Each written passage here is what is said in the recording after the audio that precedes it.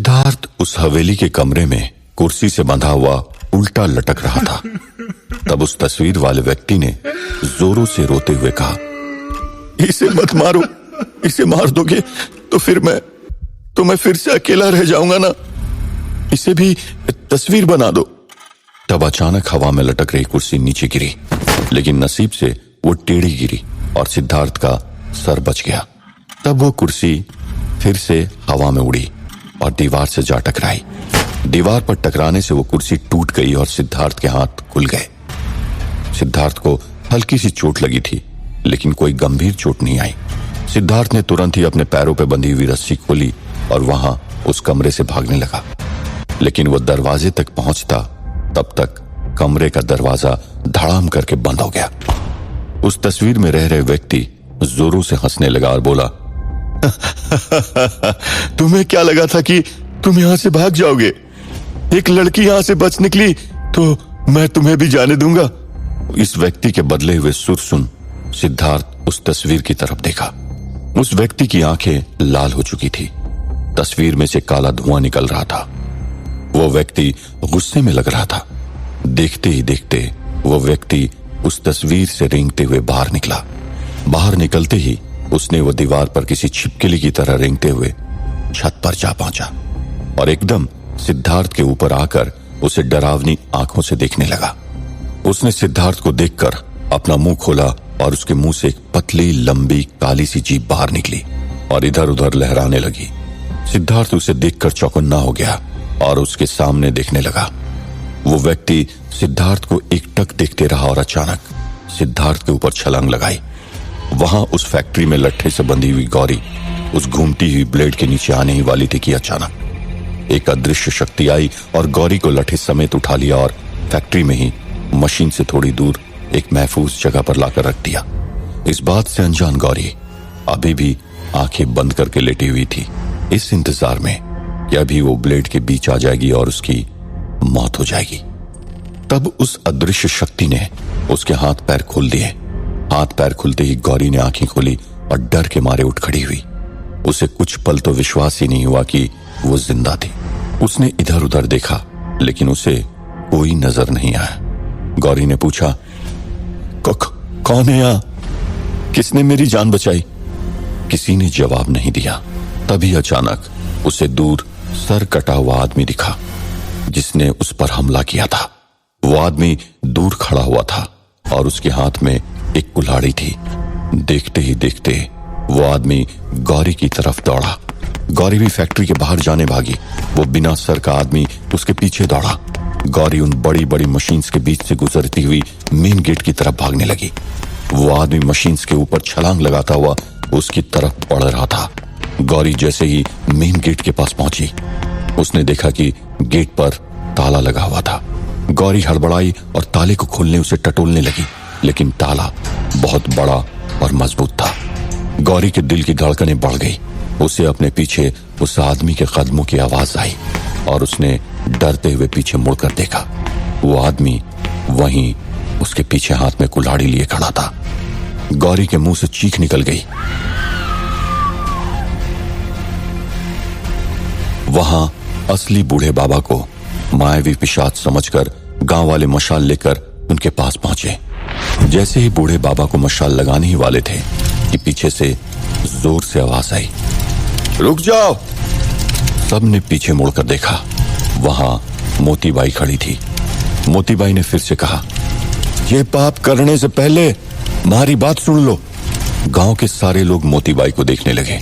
तब वहां खड़े एक आदमी ने कहा, पाप? ये क्या कह रही हो दादी सा? पिशाच को जलाने से भला क्यों पाप लगेगा? तब मोतीबाई ने कहा, यह पिशाच है, उसका फैसला कौन करेगा? तब नकली गौरी ने कहा, दादी सा, गांव वालों ने अपनी आंखों से इसे देखा है। इसी ने गांव की औरतों को छेड़ा, छोटी बच्ची की लाज लूटने की कोशिश की। मोतीबाई ने नकली बूढ़े बाबा की तरफ इशारा करते हुए कहा, तो वो जेबी हो से कैसे? के सबूत से कि वो पिशाच जेना से? गांव वाले के पास इसका जवाब नहीं था। तब मोतीबाई ने कहा, भाई साहब के पास इतने साल रहीसू, असली और नकली इंसान और पिशाच को पहचानना मने अच्छी तरह आवे से। दोनों को बाजू बाजू में खड़ा करो, अभी हो जाएगा दूध रा दूध और पानी रा पानी। गांव वालों को मोतीबाई की बात जची और नकली बूढ़े बाबा को भी असली बूढ़े बाबा के बगल में खड़ा होने को कहा। अपने झूठ का पर्दाफाश होता देखकर नकली सिद्धार्थ, गौरी और बूढ़े बाबा के पसीने छूट गए। वहां हवेली के उस कमरे में जैसे ही उस व्यक्ति ने छत से सिद्धार्थ के ऊपर छलांग लगाई, सिद्धार्थ वहां से पीछे हटा, लेकिन वो व्यक्ति सिद्धार्थ के ऊपर ही गिरा। सिद्धार्थ उसके भार से जमीन पर गिर गया और उस व्यक्ति ने अपने नाखूनों से सिद्धार्थ को नोचना शुरू कर दिया। सिद्धार्थ उसे धक्का मारने की कोशिश कर रहा था, लेकिन वो व्यक्ति बहुत ज्यादा ताकतवर था। उसने सिद्धार्थ के मुंह के ऊपर अपना मुंह रखा और अपना मुंह खोला।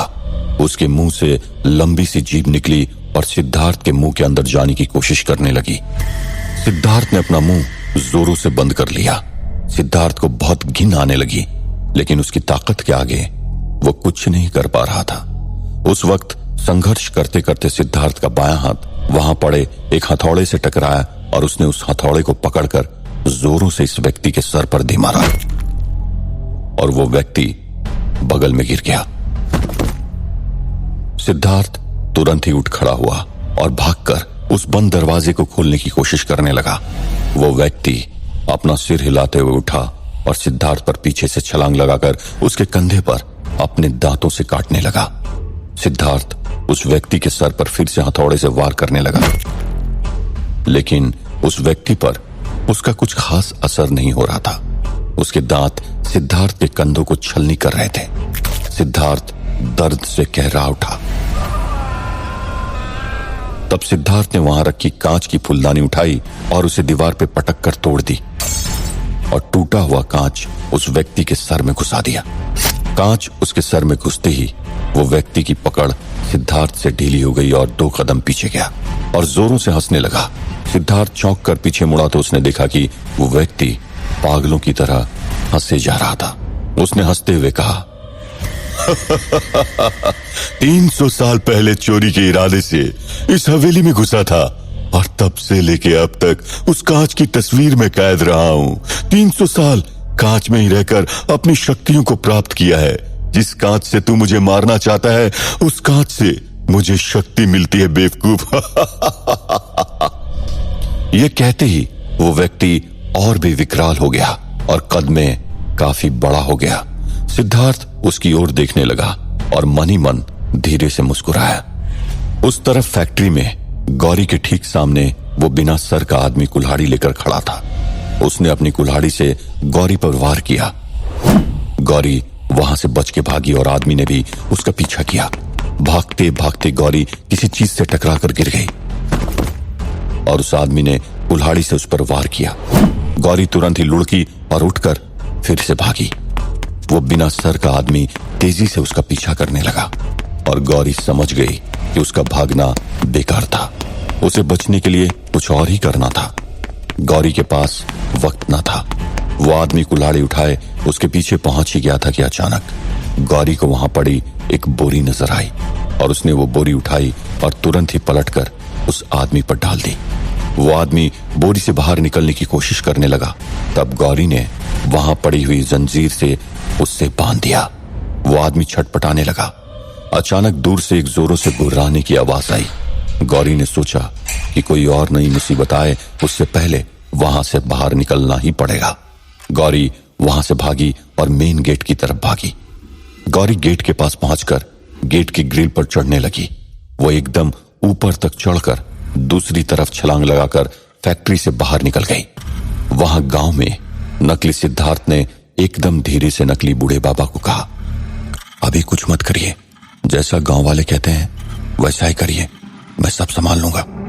नकली बूढ़े बाबा चुपचाप जाकर वहां असली बूढ़े बाबा के पास जाकर खड़े हो गए।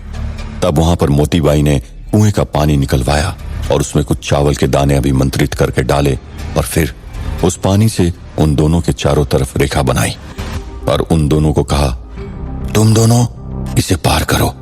जो पिशाच होवेगा वो इस रेखा को पार करते ही भस्म हो जावेगा। मोतीबाई उन दोनों के हाव भाव ध्यान से देख रही थी और समझ भी रही थी। लोग जिससे नकली मान रहे थे वो बूढ़े बाबा के चेहरे पर आत्मविश्वास था और लोग जिसे असली समझ रहे थे उस नकली बाबा के पसीने छूट रहे थे। मोतीबाई ने फिर से कहा, चलो वक्त बर्बाद ना करो, आगे बढ़ो। दोनों धीरे धीरे आगे बढ़ने लगे। लोग दिल थाम के देख रहे थे कि कौन भस्म होने वाला था। तब नकली सिद्धार्थ नकली गौरी के सामने देख कुछ इशारा किया। दोनों बूढ़े बाबा जैसे ही उस पानी से बनी रेखा के ऊपर पांव रखने वाले थे कि नकली सिद्धार्थ ने बाजी पलटी और कहा, रुक जाओ, मैं मोती बाई के इस टोटके को नहीं मानता। मैं कैसे मान लूं कि इससे पिशाच भस्म होगा? अगर असली बाबा भस्म हो गए तो? तब नकली गौरी ने कहा, हाँ, मैं सिद्धार्थ से सहमत हूं। मोतीबाई इतने साल बाईसा के पास रही है। भूत पिशाचों से इनका विशेष लगाव होना लाजमी है, इसलिए यह भी हो सकता है कि ये इनसे मिली हुई हो।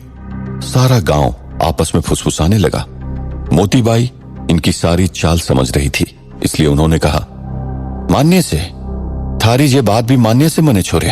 ये बात तो तू जाने से कि असली बूढ़े बाबा भी बेताल से, और ये बात भी सच से कि बेताल पिशाच से ज्यादा शक्तिशाली हो वैसे, तो क्यों ना दोनों में द्वंद्व करवाया जाए। ये बात सुनते ही सबके होश उड़ गए। इस बार असली और नकली दोनों बूढ़े बाबाओं के पसीने छूटने लगे। क्या होगा इस द्वंद्व का नतीजा? क्या असली और नकली का भेद कभी खुल पाएगा? क्या सिद्धार्थ उस विकराल राक्षस से मुकाबला कर सकेगा? जानने के लिए सुनते रहिए वीरानगढ़, ओनली ऑन पॉकेट FM।